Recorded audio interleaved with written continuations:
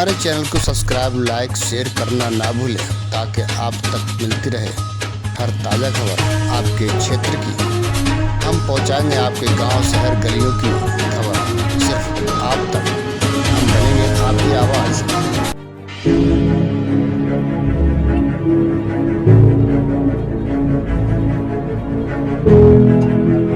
भारत का चंद्रयान 3 मिशन चांद के गुरुत्वीय क्षेत्र में एंट्री ले चुका है। 14 जुलाई 2023 के दिन दोपहर के 2:35 पर बाहुबली चंद्रयान 3 ने श्रीहरिकोटा के सतीश धवन स्पेस सेंटर से एक सफल उड़ान भरी और अब चंद्रयान 3 अंतरिक्ष में पहुंचकर चांद के इलेक्ट्रिकल रूट में एंट्री ले चुका है, जिसमें सफर करते हुए स्पेसक्राफ्ट धीरे धीरे चांद की धरती के पास जा रहा है। लेकिन अब इसका आगे का सफर इतना आसान नहीं होने वाला और इस सफर में सबसे मुश्किल है इसका आखिरी पड़ाव, जिसमें यह 23 अगस्त के दिन चांद के दक्षिणी ध्रुव पर सॉफ्ट लैंडिंग करने की कोशिश करेगा। और इसी प्रयास में साल 2019 में चंद्रयान 2 का मिशन असफल हुआ था। तो अब सवाल आता है कि आखिर क्यों चांद पर जाना इतना भयानक है, और नासा के वैज्ञानिकों ने चांद पर ऐसा क्या देखा कि 70 दशक में चांद पर जीत हासिल करने वाले नासा ने अचानक से अपने सारे मून मिशन बंद कर दिए। इस वीडियो में हम चांद से जुड़ी इन्हीं रहस्यमयी बातों से पर्दा उठाएंगे। साथ ही आपको चंद्रयान 3 के बारे में भी कुछ नया और अनोखा बताएंगे, तो वीडियो को पूरा देखिएगा। दोस्तों, पृथ्वी से चंद्रमा की पूरी तरह से गोलाई दिखाई देती है। वास्तव में चांद भी पृथ्वी की तरह अंडाकार है। चांद की सतह पर बेहद स्थिर और हल्का वायुमंडल मौजूद है। ये तो आप जानते ही होंगे कि साल 2009 में चंद्रयान 1 मिशन ने चांद पर पानी की खोज की थी।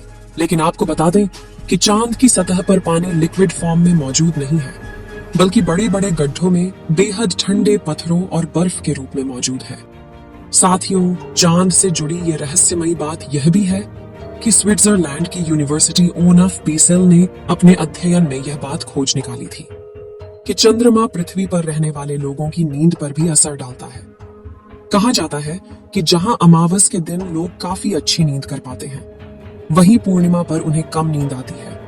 हालांकि विज्ञान ने इस बात को पूरी तरह से स्पष्ट नहीं किया और आज भी कुछ वैज्ञानिक इस बात पर अध्ययन कर रहे हैं। साथियों, चांद की जमीन काफी ऊबड़ खाबड़ है और इसमें कई बड़े बड़े क्रेटर यानी गड्ढे मौजूद हैं, जो इतने बड़े हैं कि पिछले करोड़ों सालों से इनके अंदर सूरज की रोशनी तक नहीं पहुंच पाई है।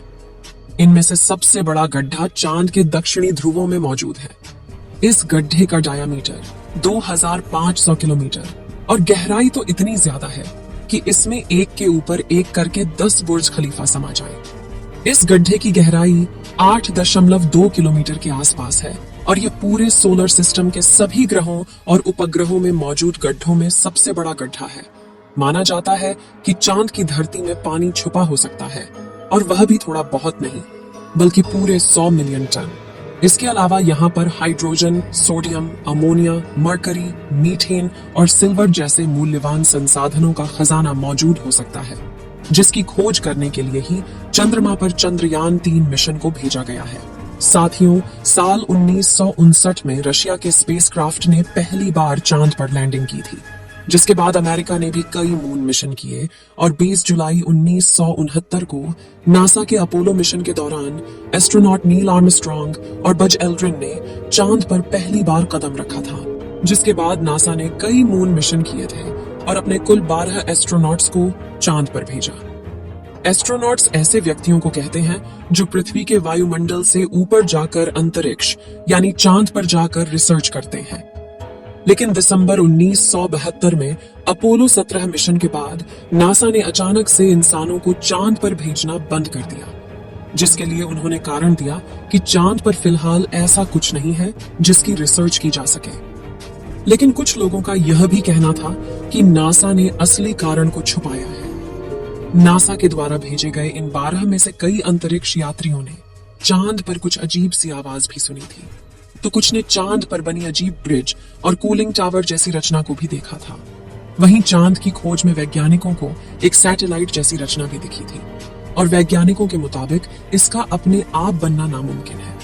हालांकि नासा ने कभी इस बात पर आधिकारिक बयान नहीं दिया था, लेकिन नासा के वैज्ञानिकों ने कई बार यह कबूला कि चांद पर एलियन का बसेरा हो सकता है। फिलहाल यहाँ सबसे ज्यादा गौर करने वाली बात यह है कि ये सभी मिशन चांद के उत्तरी ध्रुव पर किए गए थे, जहां पर लैंडिंग करना चांद के दक्षिणी ध्रुव के मुकाबले काफी ज्यादा आसान माना जाता है।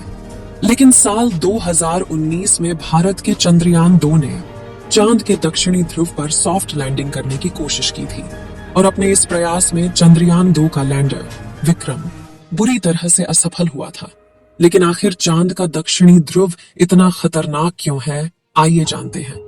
सबसे पहले तापमान की बात करें तो चांद के दक्षिणी ध्रुव में कई ऐसे बड़े बड़े गड्ढे हैं, यानी इस जगह करोड़ों सालों से सूरज की रोशनी नहीं पहुंची और सूरज की धूप न पहुंचने का सीधा सीधा मतलब है तापमान का ठंडा होना।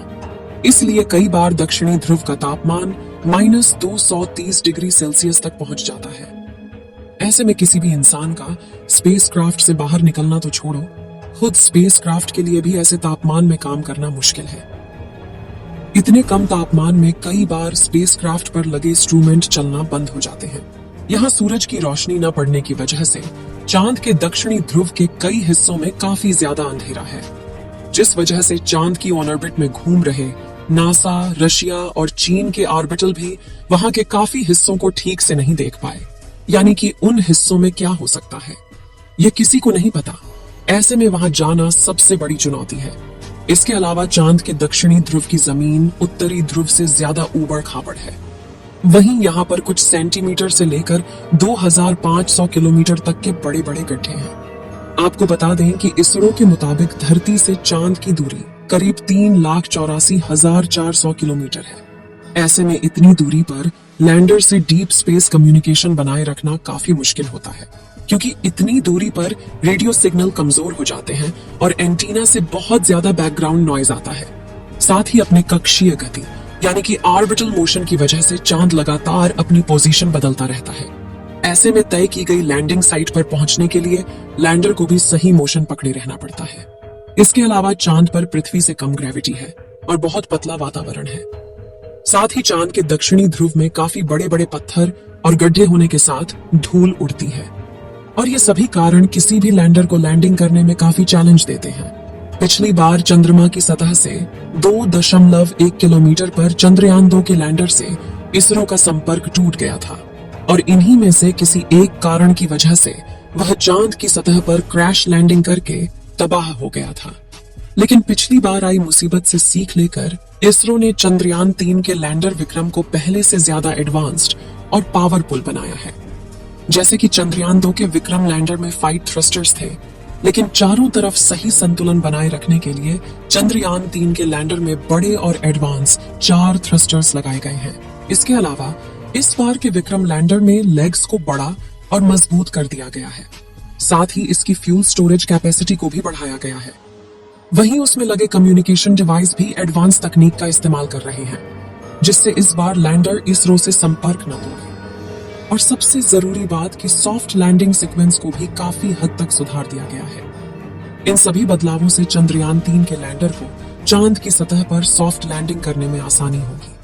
साथ ही उन सभी बदलावों को टेस्ट करने के लिए सिमुलेशन चलाकर विक्रम लैंडर की हजारों बार टेस्टिंग की गई है, जिसमें ठंडे तापमान में उपकरण चल रहे हैं कि नहीं, उनकी जांच करना, लैंडर के पैरों की मजबूती टेस्ट करना, कम ग्रेविटी में थ्रस्टर्स टेस्ट करना, ऊबड़ खाबड़ सतह पर लैंड करवाना, ये सभी शामिल है। और इसकी लैंडिंग साइट यानी चंद्रमा की धरती पर उतारने की जगह इसको भी पहले से ज्यादा बढ़ाकर 4x2.4 किलोमीटर की लोकेशन चुना गया है। और यदि सब कुछ प्लानिंग के मुताबिक रहा तो 23 अगस्त के दिन विक्रम लैंडर को चांद की सतह पर लैंड करवा दिया जाएगा। अगर चंद्रयान 3 ने सफलतापूर्वक लैंडिंग कर ली तो भारत पहला देश होगा जिसने इतनी भयानक जगह पर लैंडिंग करवाई है। चंद्रयान 3 के सफल होने की दुआएं आप कमेंट बॉक्स में करते रहें। चलिए दोस्तों, इस वीडियो को यहीं पर खत्म करते हैं। इस वीडियो को एक लाइक जरूर करें और अपने मित्रों तक इस वीडियो को शेयर करें ताकि उन्हें भी जानकारी मिल सके।